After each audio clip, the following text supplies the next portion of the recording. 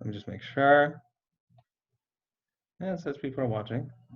Let us know if you can hear us, if this is working, and we're going to start rolling.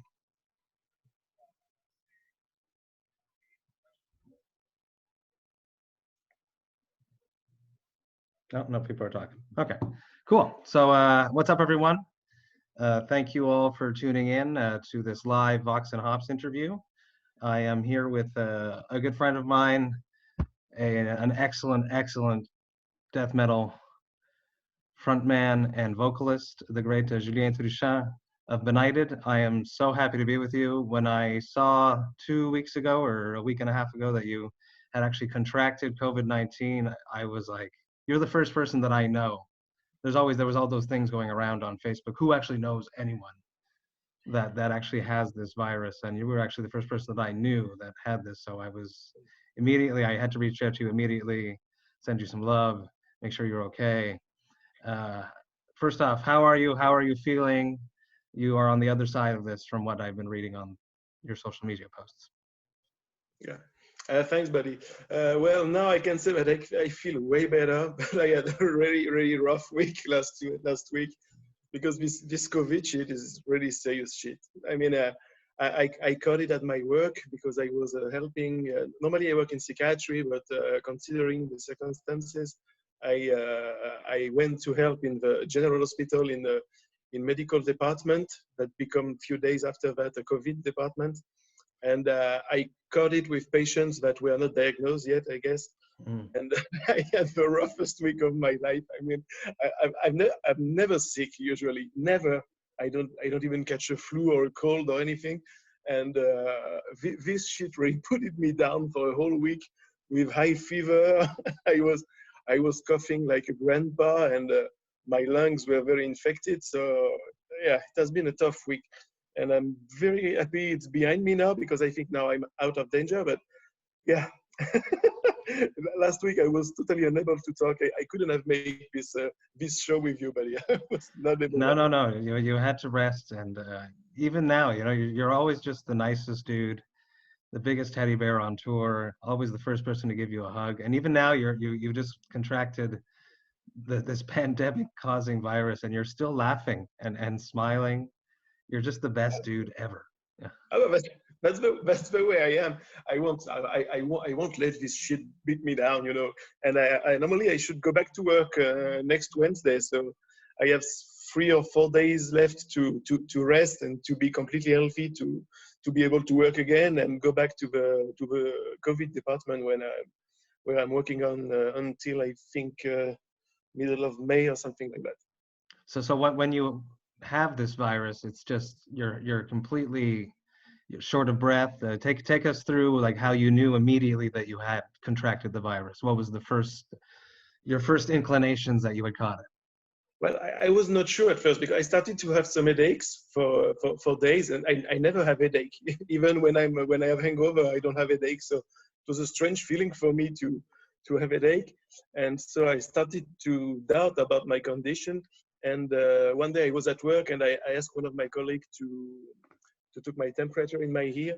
And he told me, Julien, you have fever. And so my boss told me, okay, you go back home. Here is an appointment for the COVID test. And we wait for the result to see what happens. And I had the result the day after. And directly after, the fever started to get like 39, 40 degrees, and it stayed like that for 6 days. So it was really awful.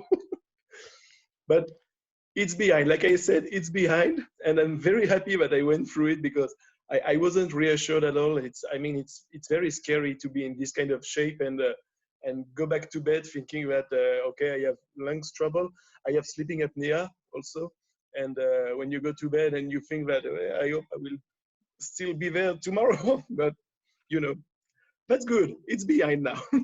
That's crazy. I remember that you had the machine sleep apnea on that tour. That's true. I hadn't thought about that.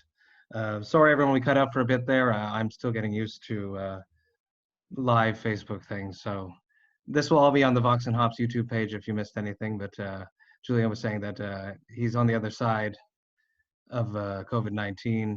You also just released a new record. Yeah. the week of your illness, or a few days before your illness, Obscene Repressed with your band Benighted.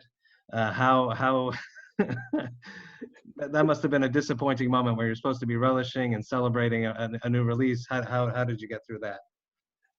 Well, I didn't have the strength to think about it a lot, because the very day of the release, normally we were supposed to play Inferno, a festival in Norway, and it was supposed to be a huge party, but yeah, instead of that, I was in my bed with a fever at 40 degrees. So that's definitely the worst way to celebrate the release of a new album. But I received so many messages from all my friends, all my brothers, everyone around the world, that it really helped me to get through this, and it really warmed my heart. So I wasn't that disappointed about the release of the album, because I see how much people support Benighted, and we are very lucky to have a huge family around us, and we are always here one for the others, and that's one more proof for me that I can be very proud to be in this metal scene, because we really are like a family taking care of the others, and I'm very proud to be a part of this family. Yeah, it's amazing how tight-knit the metal scene has become. Yeah. I'm just in awe and in love of this whole scene that we're a part of. And your new record, Obscene Repressed, is absolutely amazing. I've been seeing all the reviews coming through, and they're near perfect scores. I've been ripping the album ever since it's come out. Let's touch on that a little bit. I know you worked hard. You always get inspired from your psychiatric work, and you really developed a very interesting concept that I've been watching you talk about in some interviews and stuff. So if you feel like elaborating on that, go for it. And we are somewhat live, but not live, and it doesn't matter because I'll just post it on YouTube afterwards. Yeah, sure. But well, the story is pretty fucked up. I mean, I took my inspiration from a patient I knew like 10 years ago, a schizophrenic patient that I took care of at the psychiatric department I'm working in. And he had this kind of pretty severe cleft palate that never had been, but he never met a surgeon to take care of that. So his face is pretty deformed, and he was delusional about this facial deformity. So I mixed this case with some heritable issues with a very insane mother and a violent dad, and here I came with a concept of obscene repressed. I mean, the boy I'm talking in the album has this kind of deformity on the face, but of course a way more severe form of cleft palate, and he's of course still in love with his mother and couldn't get through his heritable issues, and he starts to develop a paranoid delirium about his dad, making him deformed on purpose to be sure that he would never steal mom from him, and so he starts to hate his dad even more than he already did. And the mother has a very strange behavior, like most of the schizophrenic mothers have. I mean, they are at the same time very, very caring and very loving, and sometimes very neglecting and rejecting for the kid. So the mother forced him to wear bandages on the face at home. Really? Because she can't stand the sight of his ugly face. So the kid does it, of course. And one day when he grows a bit older, his will to go inside mom again is stronger than anything. So he symbolically steals his dad's razor and cut this very big part of his lips, which is deformed, and hides it in the meal of the family for the evening, and put the bandages again on its face. And when the family is eating, he's really paying attention, and is at his mother eating the part of his own flesh, and he's under his bandages, he's smiling a lot because you see that he is inside his mother again, and with the most disgusted part for his mother. So he takes off the bandages, and the mother understands what you just ate, and of course it makes her puke, and it's a very very disturbing scene. And you can watch it in a video clip, because the casting on the video clip is fucking fantastic, and the characters, the actors are just great, and exactly what I wanted from this story. It's very, very intense. We are having a hard time with the live stream. It doesn't matter. We're just going to keep going. I'm here to talk to you, and I'll just put this on YouTube afterwards. Everyone out there that's haven't watching and then seeing it pop in and out, and I keep starting a new one, I apologize. I didn't force Julien to drink because he's on antibiotics, obviously. Normally, Vox and Hops is all about talking to people about their lives, music, and craft beer. I will drink a beer, though, because that's who I am. This is the beer that I chose because it reminds me of Julien. If anyone knows him very well, this is him. He's a teddy bear that gives you the best hugs on tour. He's the best. So cheers to Benighted. Cheers to Obscene Repressed. Cheers to you beating fucking COVID. Now, when you go back to work, are you basically immune now because you've had it? Actually, I have no idea. I have no idea. I can. Looks good. Oh my God, if I drink that, I will be totally dead. I think my body cannot stand alcohol for now. I tried to drink a beer 2 days ago, and I stopped because my head was like turning, and I was like, okay, not ready yet. But yeah, I have no idea if I have immunity for COVID now or no. I will just be very careful not to give the infection to my colleagues, of course, and protect the patients, of course, and just wait for a few weeks until I am sure that I don't have any germ on me or inside my lungs anymore, and that I fully recovered. So I will just see and pay attention and ask the doctors sometimes to check on me if I'm okay, or if my lungs does some strange noise or something, and I will see. Yeah, and then you went, obviously you convalesced at home. Yeah. And your family was around you. How does that work when you are sick with COVID and the people that are taking care of you? Well, actually, I threw everyone out when I started to work in COVID department because I didn't want to infect anyone. So I was completely alone at home, and I was close to go to the hospital last week because I had really high fever, and I called the emergency department to get me an appointment with a doctor, and the oxygen level in my blood was very bad, so it was pretty close to get me hospitalized. But he told me, yeah, come back tomorrow, and we will check it again, see if it's better or not, if it's just today. And the day after, it was a bit better, so he decided to leave me home.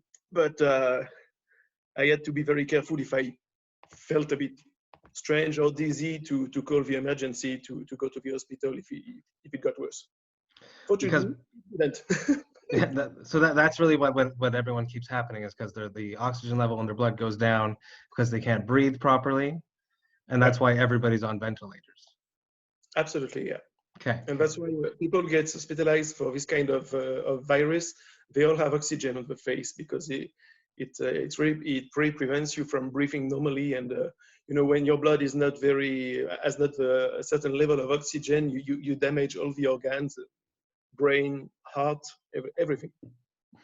How many of you and your coworkers were affected by the virus? In the department I'm working in, we were 6. Really?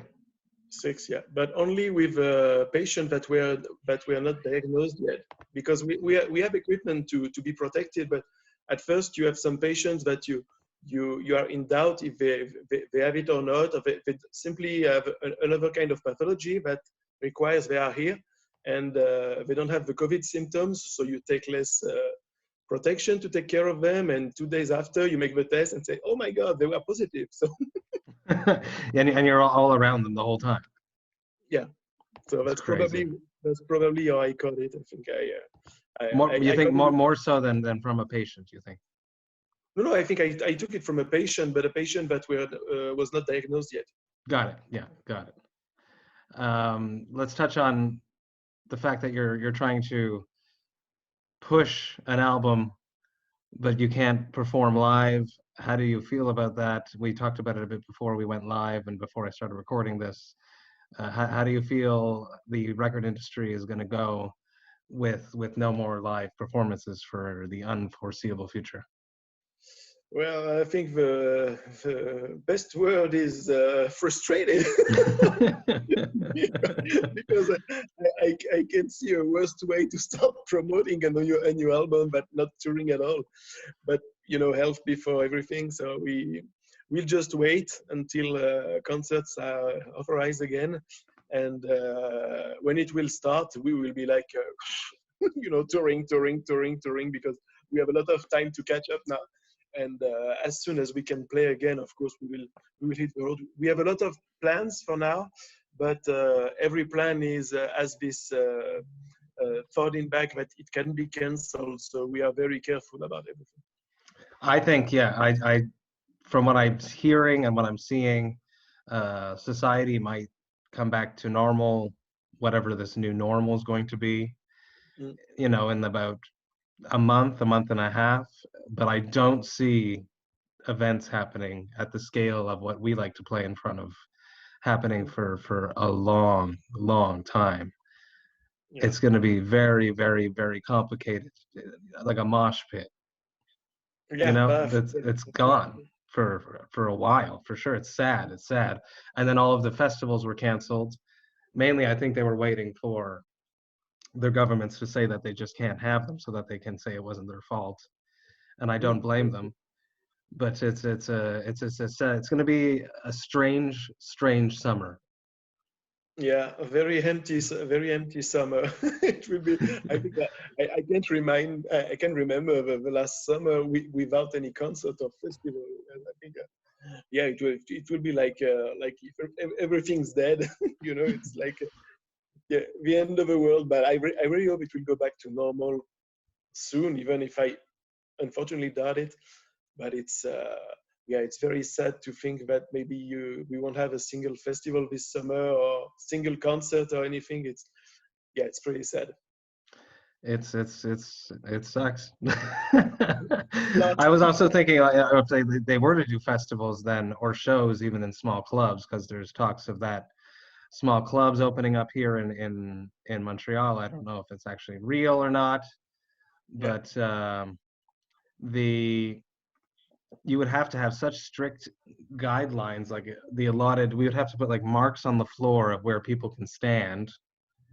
Whoa, to respect the this is the only way that I can imagine this actually working, with like entry and exit, and then with the alcoholic cream at the entry and everything.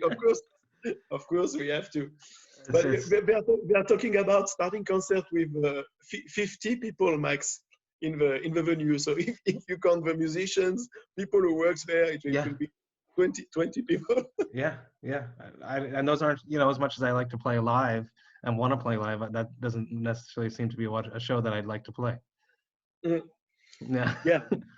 Because people will be at the same time. I don't know if they will be enjoying it, because when you're thinking about protecting yourself all the time, looking around, if people can cough or something, I think it's very hard to enjoy a concert if you fear for your own protection and your own safety all the time.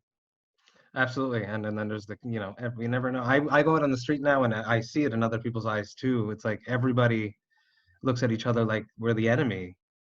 It's a scary, silly time to be alive, and a very horrible feeling to have. Sure, yeah. It's because we're, and I keep trying to unify with people, doing my either interviews like this or doing my virtual hangs that I do every Thursday that everyone's invited to, trying to bring the community together, try to be together, and I'm trying to challenge everyone to use this time creatively. So you guys just released an album, but hypothetically, you guys could start thinking about writing another one.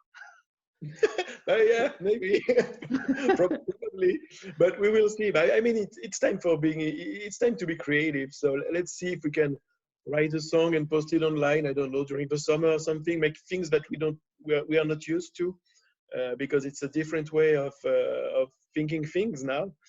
As we can't play, but we still need to give the people what they want, and continue to spread the music, you know. So we will see what we can do. We are talking together with the other guys, maybe working on a new song and put it online and maybe collect some money for a good cause or something. We will see. We are thinking about things like this. Absolutely, like to go to those first respondents, like yourself and all the other people that are out there day to day. And you know, a lot of jobs are now being taken more seriously, such as people that actually work in grocery stores, whereas before they were almost looked at as like it was a lower job versus, you know, high business jobs, like lower education requirements to work at a grocery store. But now they're the people that are holding up the whole society, you know. They are essential. Absolutely, yeah. So a huge cheers to everyone that is working. Cheers to you for being amazing and getting through this with a smile on your face. Everyone go and pick up the new Benighted record. Just because you can't see them in show doesn't mean that you shouldn't be picking up and listening to Obscene Repressed. Where can people buy some merchandise to help support you guys? Because I'm sure you guys are counting on all that festival money. It's always fun to make some festival money.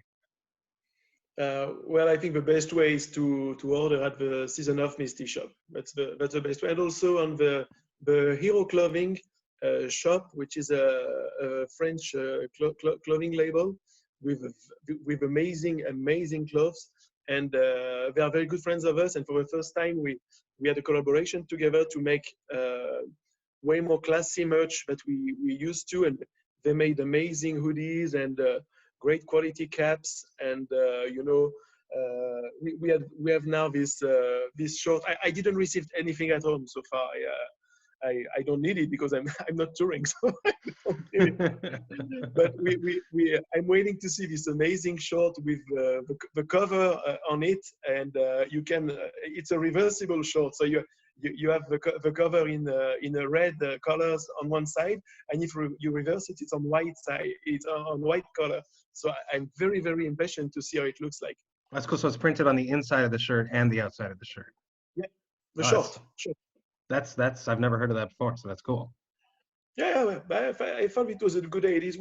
We had so many stupid ideas for this album, like the brie inside the digibox. You know, when you open it and it makes a giant pink squeal. We had so fucking stupid ideas for this album, and we can't promote it live. So.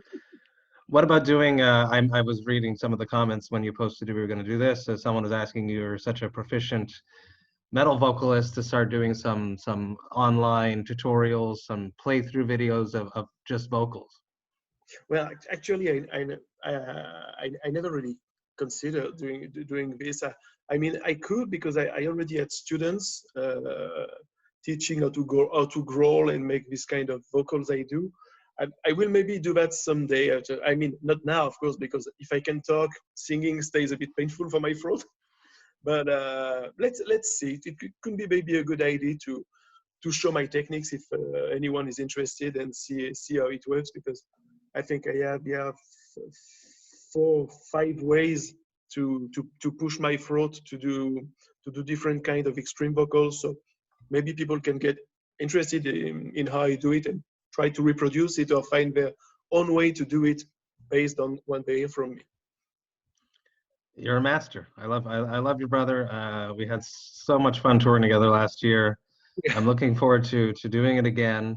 I'm happy that you're well. I thought about you a lot. So thank you for meeting up with me. I apologize to everyone at home with this technology not keeping up with us today, but I am going to post this on YouTube right now and post it on the Vox&Hops Facebook page, and then we'll share that, and you can see our full talk without it being all chopped up as it was today. Yeah, perfect. Cheers. Thank you very much. Thank you so much, brother. See you very soon, buddy. Love you. Cheers.